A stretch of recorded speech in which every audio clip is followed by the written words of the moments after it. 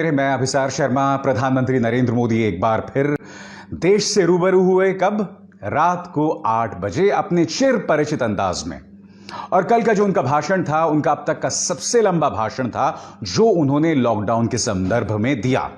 यह भाषण करीब 33 मिनट लंबा था। मगर क्या आप जानते हैं कि पहली बार गरीब शब्द का जिक्र करीब 24वें या 25वें मिनट के आसपास आता है। मुझे बहुत अजीब लगा इस पूरे भाषण के दौरान प्रवासी मजदूर और उनके दर्द का सीधा जिक्र प्रधानमंत्री ने अपने भाषण में एक बार भी नहीं किया। आज कुछ तस्वीरें आपके सामने।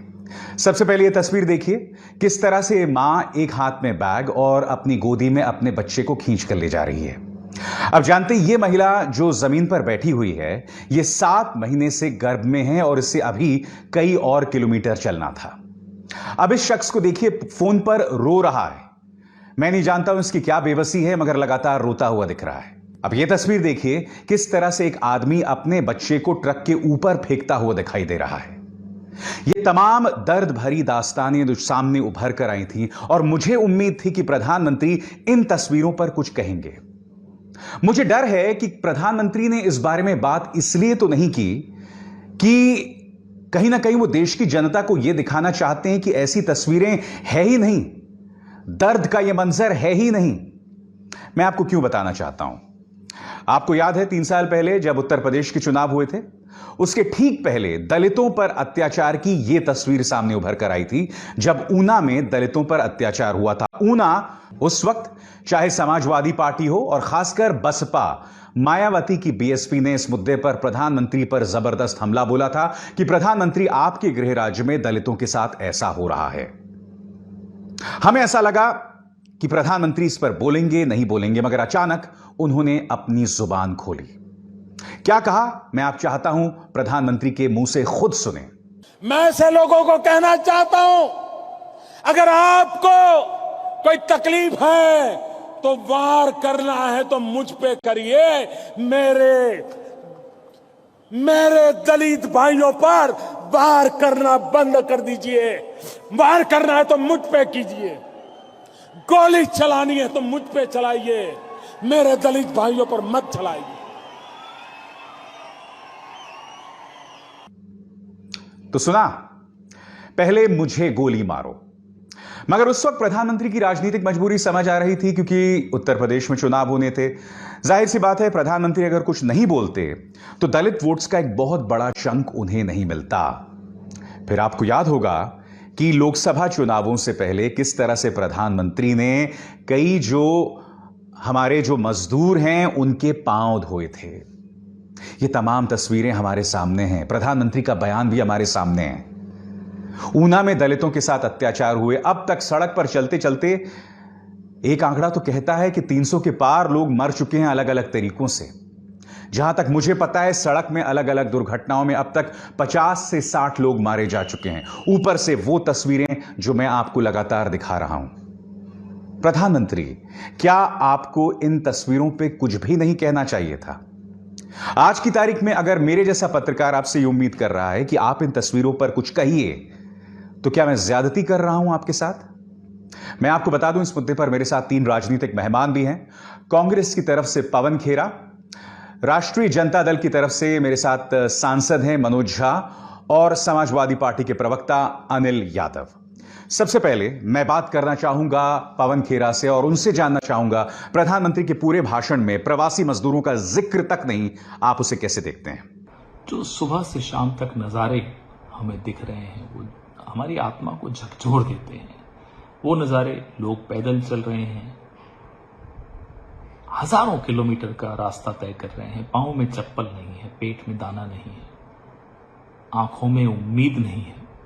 ऐसे लोग जब सड़क पर जा रहे होते हैं, उन्हें टीवी पर देखना भी आत्मा को झकझोर देता है।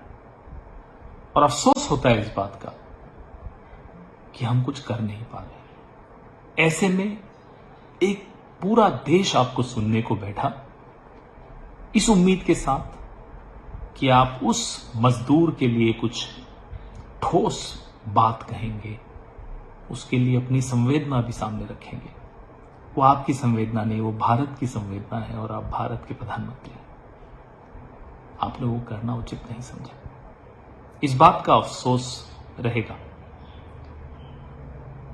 ये वही मजदूर हैं, ये वही वर्कर्स हैं जिनको आपने एक वादा किया था जब आप उड़ान स्कीम लाए थे।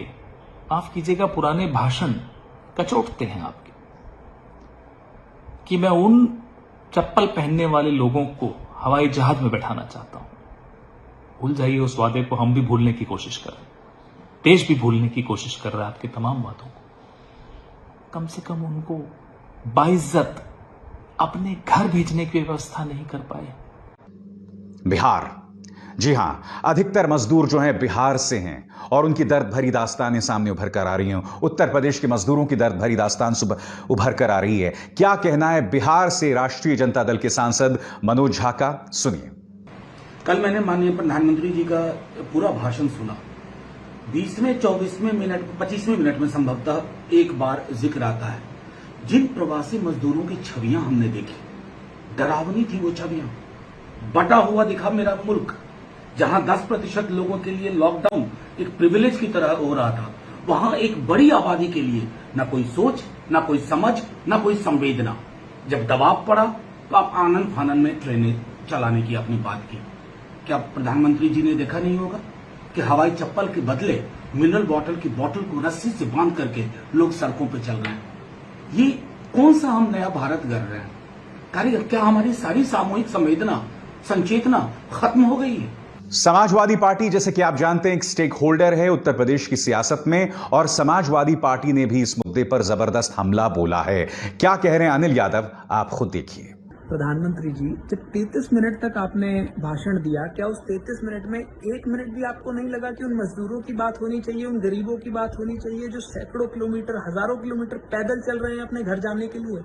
ना उनके पास खाने के लिए कुछ है, ना उनके पास जाने की कोई व्यवस्था है। हमने देखा कि कैसे गर्भवती महिलाएं पैदल चल रही हैं सैकड़ों किलोमीटर, कैसे कोई 2 साल के बच्चे को अपने साथ में लेके महिला चल रही है, वो माँ क्या बीत रही होगी उस पर। क्या इन मजदूरों के बिना आप भारत को आत्मनिर्भर बना पाएंगे? मैं एक और चीज जानना चाहता हूं, कल आपने 20 लाख करोड़ का जो जिक्र किया, जो पैकेज की बात हुई, हालांकि ऐसे वादे हमने पहले भी बहुत सुने हुए हैं, 15 लाख का वादा भी सुना, बिहार को पैकेज, और ना जाने कौन कौन से प्रदेशों को आपने पैकेज का जुमला दिया। लेकिन फिर भी जब आप 20 लाख करोड़ की बात कर रहे हैं, क्या आपको नहीं लगता कि चंद रुपए उसमें से उन मजदूरों के लिए होने चाहिए थे, उनके रेल के किराया माफ करने के लिए होने चाहिए थे, जो कि आज पैदल चलने के लिए मजबूर है? या इसे यूं समझा जाए कि प्रधानमंत्री जी, आपको मजदूरों की याद सिर्फ और सिर्फ तब आती है जब चुनाव आता है? तो ऐसा नहीं कि सिर्फ मनोज झा, पवन खेरा और अनिल यादव, जो कि इन पार्टियों के सदस्य हैं, वही ये बात बोल रहे हैं। मैं सबसे पहले आपको बताना चाहूंगा कि इस मुद्दे पर जैसे ही प्रधानमंत्री ने भाषण दिया, तो बिल्कुल यही मुद्दा राहुल गांधी ने भी उठाया, गरीबों के दर्द का। सुनिए। बच्चों को चोट पहुंचती है, मां रोती है। ऐसी कोई भी मां नहीं है जो जब अपने बच्चों के दिल में दुख होता है वो रोती नहीं है। आज भारत माता रो रही है क्योंकि भारत माता के करोड़ों बच्चे, बेटे बेटियां सड़कों पे हजारों किलोमीटर चल रहे हैं, भूखे प्यासे चल रहे हैं। मैं सरकार से विनती करता हूं, इनको आप घर पहुंचाइए, इनके बैंक अकाउंट में पैसा डालिए और इनके रोजगार के लिए स्मॉल एंड मीडियम इंडस्ट्री को आप एक जल्दी से जल्दी पैकेज दीजिए। अब मैं आपको बताना चाहता हूं कि समाजवादी पार्टी के मुखिया अखिलेश यादव ने इस मुद्दे पर क्या ट्वीट किया है। अखिलेश यादव ने, जैसे कि आप देख सकते हैं यहां पर बाकायदा तस्वीरों के साथ यह ट्वीट किया है। देश के मजदूर गरीब अपनी विपदाओं के लिए प्रबंध की उम्मीद कर रहे थे, लेकिन उन्हें सुनने को मिला केवल निरर्थक निबंध।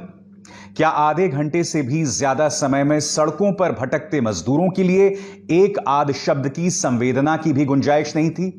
हर कोई सोचे, असंवेदनशील, दुर्भाग्यपूर्ण। मैंने अक्सर कई बार कहा है दोस्तों, जब एक खतरा सामने से उभर कर आ रहा है तो या तो हम उस खतरे का सामना करें छाती चौड़ी करके, 56 इंच की छाती के साथ, मगर एक दूसरा तरीका है, और खासकर पिछले 5 सालों से यह तरीका काम आ रहा है, और मैं आपको बता रहा हूं क्यों आ रहा है वो काम, कि आप शुतुरमुर्ग की तरह अपनी गर्दन को रेत में दफन कर दें, खतरा अपने आप गायब हो जाएगा। ऊपर से क्या है, मीडिया है आपके हाथ में, वो बिकी हुई, घुटने पर रेंगती हुई जो मीडिया है, वो इन समस्याओं की तरफ आपका ध्यान ही नहीं खींचेगी। जाहिर सी बात है, इस मुद्दे को लेकर अगर प्रधानमंत्री कुछ ना भी कहना चाहें तो कुछ नहीं होगा, क्योंकि इस वक्त हेडलाइन मैनेजमेंट हो चुकी है। सब कह रहे हैं 20 लाख करोड़ का पैकेज है, 20 लाख करोड़ का पैकेज है। मैं आपको बताऊंगा इंडियन एक्सप्रेस की एक पड़ताल से कि 20 लाख करोड़ का नहीं, संभवतः यह सिर्फ 4.2 लाख करोड़ का पैकेज है और ज्यादा से ज्यादा 10 लाख करोड़ का पैकेज है। मगर उससे पहले पैकेजेस की अगर हम बात कर रहे हैं, 20 लाख करोड़ की पैकेज, तो एक पैकेज की मैं आपको याद दिला दूं। याद है 2015 बिहार के चुनाव, उस वक्त सियासी समीकरण अलग थे। नीतीश जी बैठे थे लालू जी के साथ।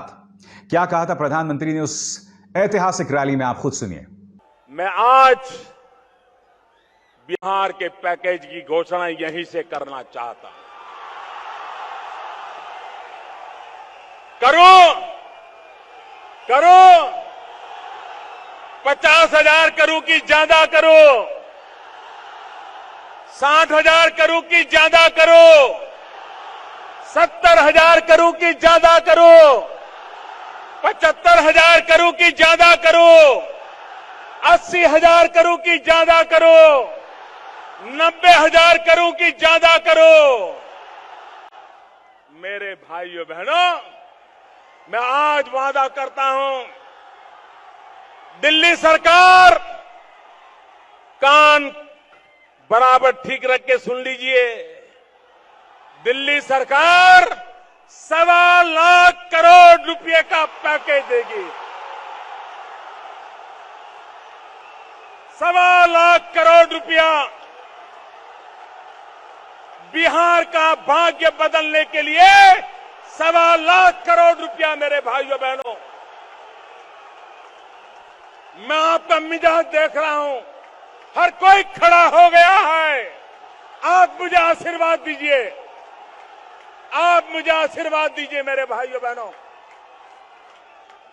1.25 लाख करोड़ रुपया बिहार का भाग्य बदलने के लिए।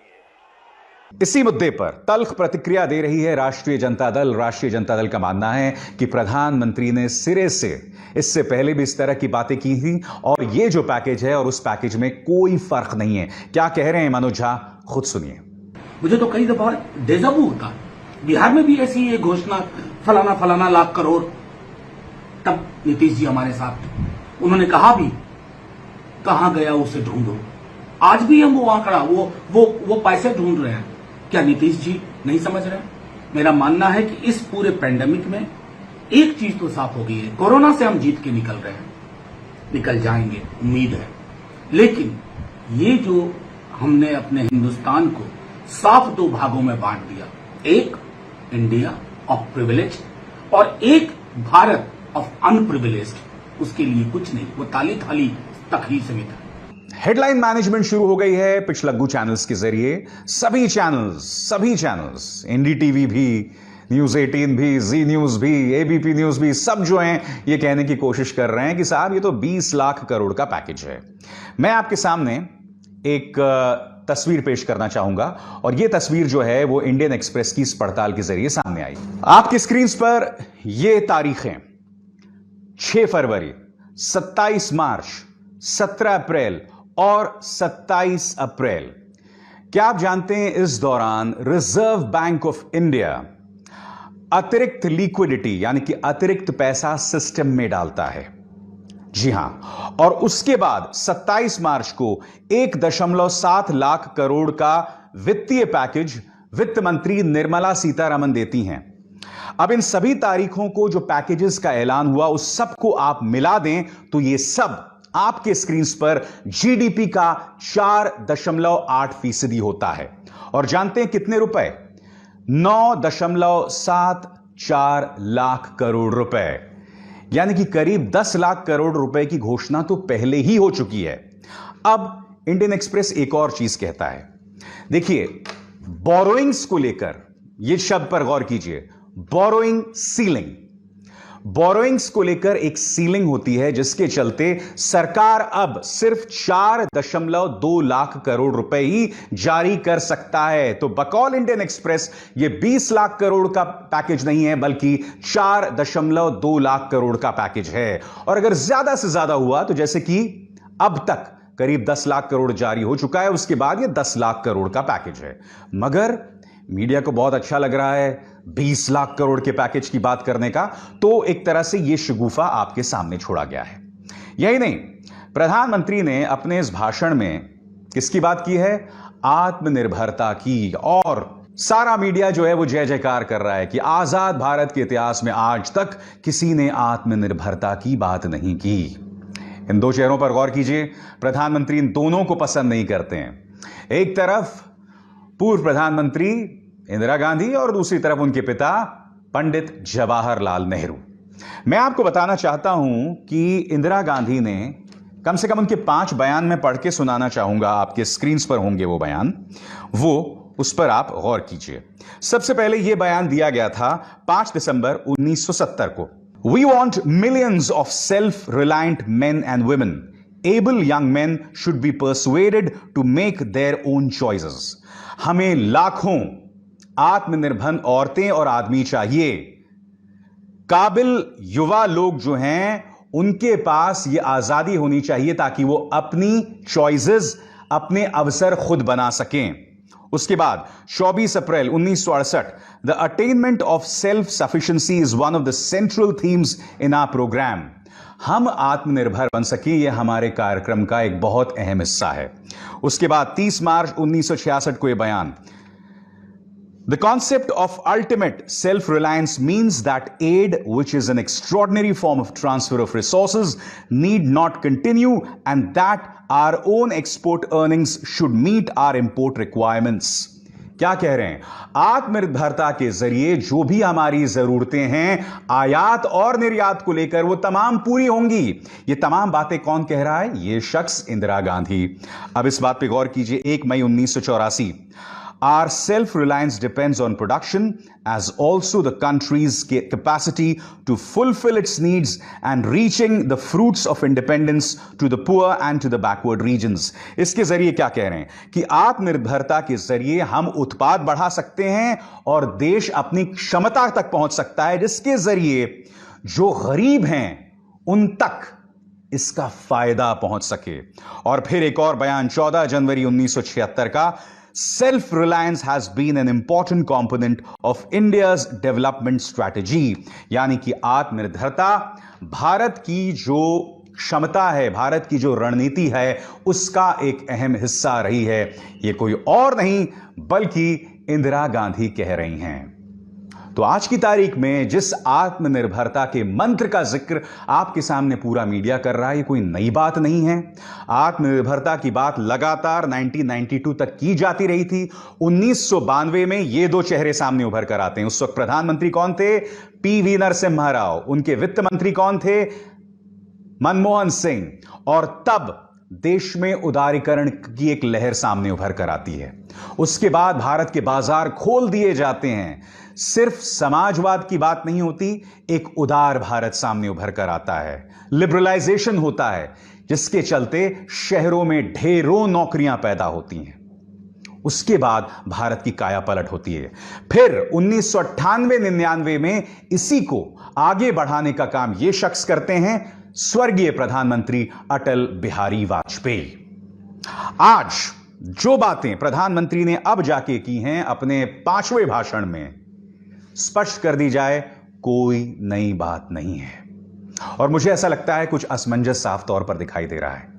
मेक इन इंडिया की बात की गई, आपको याद है ये लोगो मेक इन इंडिया का?